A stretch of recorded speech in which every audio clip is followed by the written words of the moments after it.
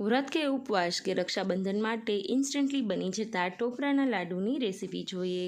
Video and સુધી સારો લાગે તો ચેનલને સબસ્ક્રાઈબ કરજો। જાડા તળિયાવાળું કોઈ એક પેન લઈ ઘરના એક રેગ્યુલર વાટકાનું માપ સેટ કરી 1 વાટકા જેટલું દૂધ લેશું।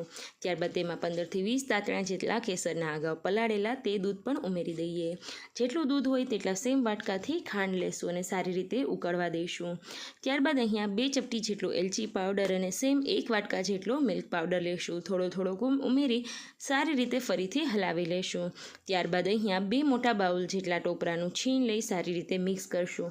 વ્રત કે ઉપવાસ હોય તો હળદર અવોઇડ કરવી, તો યલો ફૂડ કલર વાપરી સારી રીતે તેને મિક્સ કરી દેશું। વેનીલા એસેન્સ બિલકુલ ઓપ્શનલ છે, અવેલેબલ હોય તો ઉમેરી શકાય। આવી રીતે પેનને છૂટું પડતું જાય ત્યારબાદ 1 ચમચી જેટલું ઘી ઉમેરી ઠંડુ થવા દેશું। એક જ સરખી સાઇઝના બોલવાળી ટોપરાના છીણમાં રગદોળી લેશું। તૂટી ફ્રૂટી ચેરીથી ગાર્નિશ કરીશું। Thank you.